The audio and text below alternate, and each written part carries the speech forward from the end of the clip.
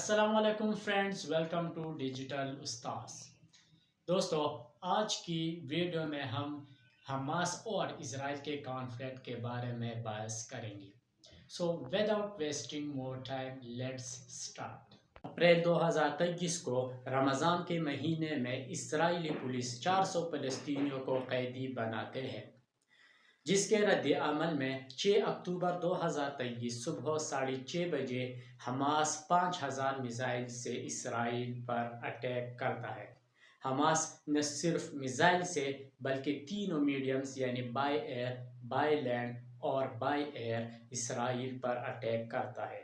By C, Hamas Mediterranean سی میں fast boat سے attack کرتا ہے۔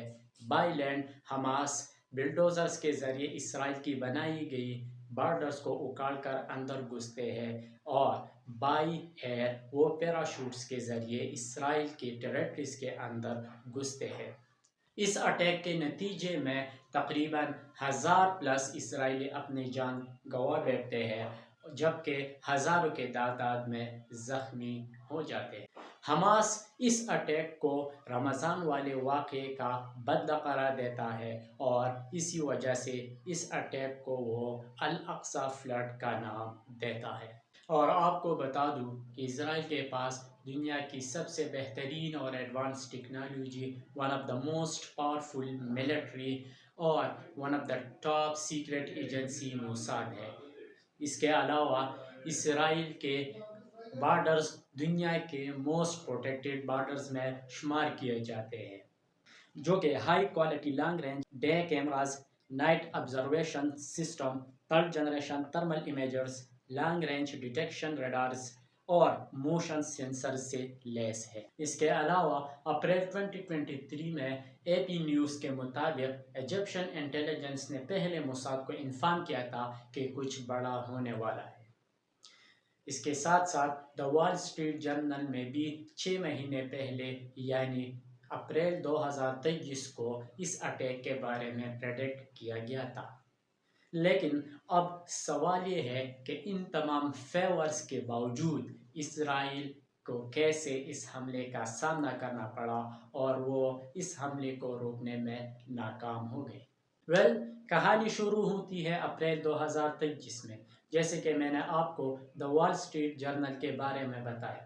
اس میں مزید لکھا گیا ہے کہ لبنان کے کیپٹل بیروت میں ایرانی ایمبیسی میں ایران کے ملٹری گروپ قدس کے ایک جنرل اسماعیل قانی کی سربراہی میں ایک میٹنگ ہوئی، جس میں حماس کے لیڈر اسماعیل ہانیہ اور حزب اللہ کے لیڈر حسن نصر اللہ، جو کہ ایک لبنانی شیعہ ملٹری آرگنائزیشن ہے، انہوں نے شرکت کی۔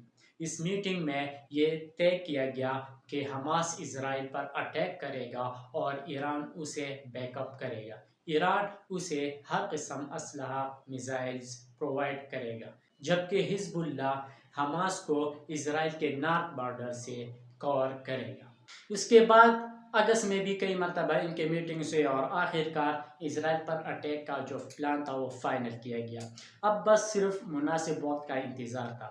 نیو یارک ٹائمز کے رپورٹ کے مطابق چونکہ اسرائیل ملٹری فورس ویسٹ بینک میں آپریشنز میں مصروف تھی اور جو غزہ کے بارڈر تھا وہ انہوں نے اگنور کیا ہوا تھا، جس کی وجہ سے حماس نے اس کا بھرپور فائدہ اٹھایا اور اسرائیل پر اٹیک کرنے کا ایک مناسب وقت ان کو مل گیا۔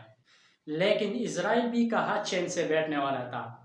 اسرائیل کے پی ایم نیتن یاہو نے ایک ویڈیو پیغام جاری کیا جس میں انہوں نے کہا "we are in the state of war" اور حماس کو اس کی بھاری قیمت چکانی پڑے گی۔ اس کے 2 دن بعد یعنی 8 اکتوبر کو اسرائیل کی سیکیورٹی کیبنٹ نے وار سچویشن کو اپروو کیا، اور اس کے اپروو ہوتے ہی سیکیورٹی کیبنٹ نے اسرائیل کے ڈیفنس فورسز کو آرڈر کیا کہ وہ غزہ اسٹرپ کے خلاف سگنیفیکنٹ ملٹری سٹیپس اٹھائے۔ آرڈرز ملتے ہی اسرائیل کے ملٹری نے غزہ کے 800 ٹارگٹس ہٹ کیے۔ اس کے علاوہ اسرائیل کے پاور اینڈ انرجی منسٹری نے غزہ کو الیکٹریسٹی، پانی اور خوراک کی سپلائی بھی بند کر دی۔ یہ تھی حماس اور اسرائیل کے کانفلکٹ کا ایک مختصر سا بیک گراؤنڈ۔ لیکن اب مین پوائنٹ یہ ہے کہ آخر یہ تنازعہ کب تک چلتا رہے گا اور اس کا ریزلٹ کنکلوژن کیا ہو سکتا ہے، اس کا آؤٹ کم کیا ہو سکتا ہے۔ عام پبلک کی نظر میں اس کے مین دو کنکلوژنز ہو سکتے ہیں۔ ایک، یا تو غزہ اسرائیل کو دنیا کے نقشے سے مٹا دے، یا دوسری کنکلوژن ہے کہ اسرائیل غزہ کی جو اسٹرپ ہے اس پر قبضہ کر کے اسے حماس کا نام و نشان ختم کر دے۔ میری نظر میں یہ دونوں امپاسبل ہے۔ کیسے؟ Let me explain. جو پہلا کیس ہے کہ غزہ اسرائیل پر اٹیک کر کے اسے دنیا کے نقشے سے مٹا دے، ایسا نہیں ہو سکتا۔ اس کی بڑی وجہ یہ ہے کہ اسرائیل کے پاس امریکہ جو کہ سپر پاور ہے اس کی سپورٹ ہے۔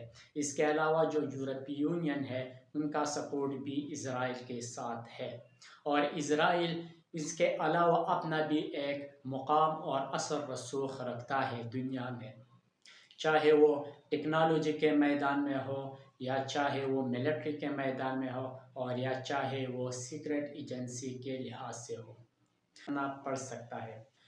اور یہ جو دوسرا کیس ہے کہ ہم اسرائیل حماس کو قبضہ کرے، یہ اس لیے پاسبل نہیں ہے کیونکہ حماس یا غزہ کے پاس مسلم دنیا کی جو دو بڑے سیکٹرز ہیں یعنی شیعہ اور سنی، ان دونوں کی سپورٹ حاصل ہے، اور آگے جا کر اسرائیل کو بڑے مشکلات کا سامنا کرنا پڑ سکتا ہے، and it can also lead to the mini Middle East and Israel war. اب آپ سوچ رہے ہوں گے کہ یہ دونوں نہیں ہو سکتا، تو اس کا تھرڈ کنکلوژن کیا ہو سکتا ہے؟